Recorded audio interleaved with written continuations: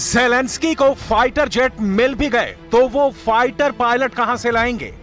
Ukraine के पास 4 तरह के फाइटर रहे हैं, मिग-29, सुखोई 24, सुखोई 25 और सुखोई 27।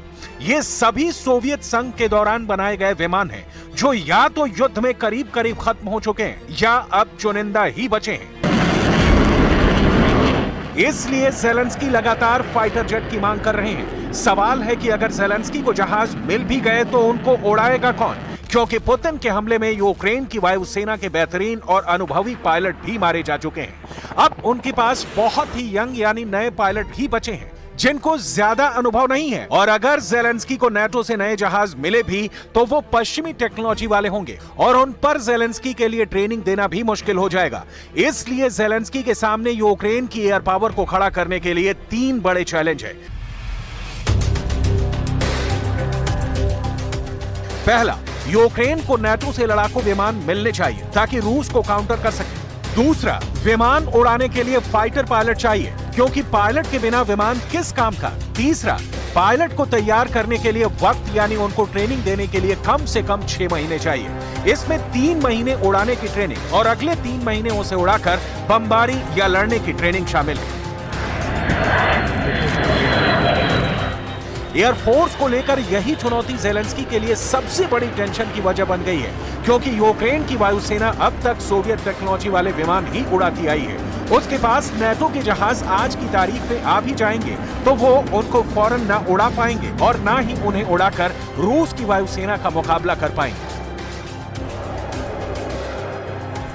अभी यूक्रेन के पास मिग-29 और सुखोई 27 ये दोनों एयर इंटरसेप्टर यानी रूस के विमानों को रोकने में काम आए। इसके अलावा सुखोई 24 और सुखोई 25 ये दोनों ग्राउंड अटैक फाइटर रूस के मोर्चों पर बमबारी में इस्तेमाल हुए।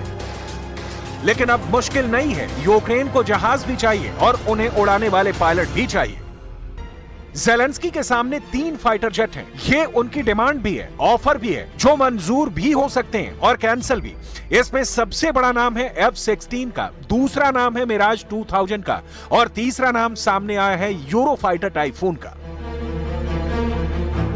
ज़ेलेंस्की को बताया गया है कि पुतिन से बचने के लिए उनके पास इन तीनों में से एक ही विकल्प बचा है, लेकिन ज़ेलेंस्की की जिद ऐसी कि वो अब तीनों फाइटर जेट चाहते हैं।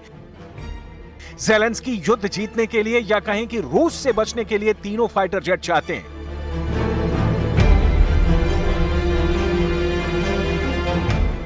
ज़ेलेंस्की को F-16 भी चाहिए, जो अमेरिका का बेहतरीन लड़ाकू विमान है, लेकिन बाइडेन ने साफ साफ मना कर दिया है। ज़ेलेंस्की को मिराज 2000 भी चाहिए, जो फ्रांस का मशहूर और कामयाब फाइटर जेट है, लेकिन इमैनुअल मैक्रो ने ना हां कहा है ना ही मना किया है।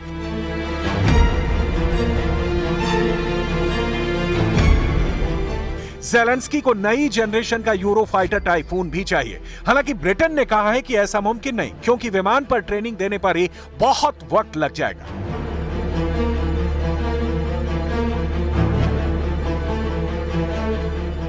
ज़ेलेंस्की के सामने तीनों फाइटर के ऑप्शन तो हैं, लेकिन यह बात साफ है कि उनको ये जहाज मिलने की गारंटी बिल्कुल नहीं है। वो भी जानते हैं कि फाइटर जेट तो अब सिर्फ झुनझुने के तौर पर दिखाए जा रहे हैं, क्योंकि अमेरिका समेत नाटो के बड़े बड़े देश या तो इनकार करके बात आगे बढ़ा रहे हैं या तो बहुत हिचकते हुए कह रहे हैं कि ज़ेलेंस्की को फाइटर जेट की बहुत ज्यादा जरूरत तो है, लेकिन इस युद्ध के लिए उन्हें ट्रेनिंग इतनी जल्दी कौन देगा। ज़ेलेंस्की को F-16 नहीं मिला तो मुमकिन है कि फ्रांस में मिराज 2000 को लेकर ज़ेलेंस्की की दाल गल जाए। मैक्रो ने मिराज को लेकर सिग्नल तो पॉजिटिव दिया है, लेकिन उनकी बातों में भी हिचकिचाहट है, क्योंकि ये बात यूक्रेन युद्ध की शुरुआत से ही बहुत साफ थी कि नाटो चाहे जितनी पुतिन से दुश्मनी मोल ले, इमैनुअल मैक्रो पुतिन के खिलाफ डायरेक्ट जाने से घबराते हैं। फ्रांस नहीं चाहेगा कि पुतिन ने जिस तरह ब्रिटेन को धमकाया है, ऐसे में गुस्से की चपेट में वो भी आए।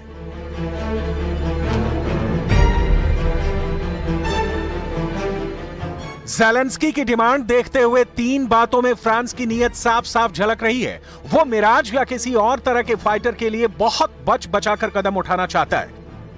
पहली ये कि यूक्रेन की तरफ से अभी कोई आधिकारिक तौर पर लड़ाकू विमानों की मांग नहीं की गई है।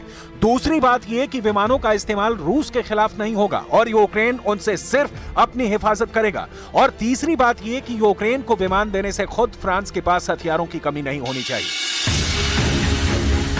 मिराज 2000 फाइटर्स को लेकर फ्रांस की फिक्र अपनी जगह और रूस के फाइटर जेट्स के बढ़ते हमलों को लेकर ज़ेलेंस्की की टेंशन अपनी जगह है, क्योंकि अब तो रूस के साथ बेलारूस की तरफ से भी एयर अटैक का खतरा है। रूस और बेलारूस की वायुसेनाएं एक साथ अभ्यास कर रही हैं और यूक्रेन में पुतिन के स्पेशल ऑपरेशन के दौरान दोनों देश और करीब आ गए हैं। पुतिन अब अपने फाइटर जेट्स बेलारूस में भी तैनात रखना चाहते हैं ताकि यूक्रेन पर उत्तर की तरफ से भी पूरा दबाव बनाए रखा जाए। रूस की एयर पावर को रोकने के लिए आपको एक बार फिर दिखाते हैं ज़ेलेंस्की के विकल्प। ज़ेलेंस्की को F-16 के लिए बाइडेन ने मना कर दिया है। यह अमेरिका का बेहतरीन लड़ाकू विमान है जो रूस के सुखोई फाइटर्स को टक्कर दे सकता है। ज़ेलेंस्की को मिराज 2000 चाहिए। इसमें लगी एयर टू एयर मिसाइल रूस के फाइटर्स के लिए खतरा बन सकती है और फ्रांस इसीलिए इन्हें देने की बात पर खुलकर बोलने से बच रहा है। ज़ेलेंस्की के सामने यूरो फाइटर टाइफून भी है, लेकिन फ्रांस वाला खतरा ब्रिटेन को भी है और उसने भी बहाना बनाकर ज़ेलेंस्की को समझिए कि ना ही कह दिया है। ज़ेलेंस्की इसलिए भी उम्मीद लगाए बैठे हैं क्योंकि बहुत से हथियार जो जर्मनी और अमेरिका खुद नहीं दे पाए हैं वो ज़ेलेंस्की को पोलैंड के रास्ते मिले हैं। इसलिए पोलैंड अपने F-16 देकर यूक्रेन की मदद कर सकता है। लेकिन फाइटर जेट एक बहुत ही आक्रामक प्लेटफॉर्म होता है। इसके ऑपरेशन का दायरा कुछ 100 किलोमीटर नहीं बल्कि हजारों किलोमीटर का होता है। ऐसे में डर यही है कि अगर पोलैंड के रास्ते भी ज़ेलेंस्की को फाइटर जेट्स मिल गए तो वो उससे रूस के अंदर तक हमला करने से बाज नहीं आएंगे। ऐसा इसलिए कहा जा रहा है क्योंकि रूस के 2 मिलिट्री बेस और रिफाइनरी पर पहले भी यूक्रेन की तरफ से हमले किए गए हैं। ऐसा दावा पुतिन की फौज कर चुकी है।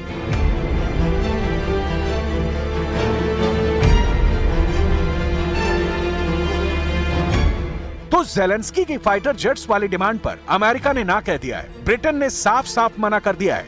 जर्मनी ने भी हवा हवाई बात कह दी है। फ्रांस की तरफ से भी गोलमाल जवाब मिला है। सवाल है कि फ्रांस के पास कितने मिराज 2000 फाइटर जेट हैं कि वो ज़ेलेंस्की को भी उनमें से कुछ ट्रांसफर कर दे। क्या मैक्रो के पास इतनी गुंजाइश है? फ्रांस के पास 100 से ज्यादा मिराज 2000 फाइटर जेट हैं। इसमें 66 ग्राउंड अटैक वेरिएंट हैं, जबकि करीब 25 एयर डिफेंस रोल में काम आते हैं। अब फ्रांस इन्हीं 25 में से यूक्रेन को फाइटर जेट दे सकता है।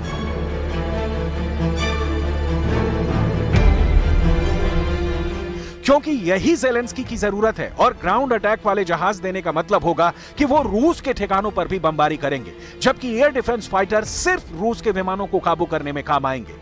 देखा जाए तो नाटो क्या, ज़ेलेंस्की भी क्या करेंगे? अगर वो हथियार नहीं मांगेंगे तो उनके सामने रूस के फाइटर जेट हैं जो आए दिन यूक्रेन पर बम बरसा रहे हैं। ज़ेलेंस्की इसी खतरे को खत्म करना चाहते हैं। इनमें चाहे पुतिन के फाइटर जेट हों या फिर पुतिन के अटैक हेलीकॉप्टर, रूस की एयर पावर 24 घंटे यूक्रेन पर खतरे की तरह मंडरा रही है। यही ताकत है जिसे दिखाकर पुतिन बार बार कह रहे हैं कि यूक्रेन को हथियार डालने पड़ेंगे, क्योंकि इससे कम में वो मानने वाले नहीं है।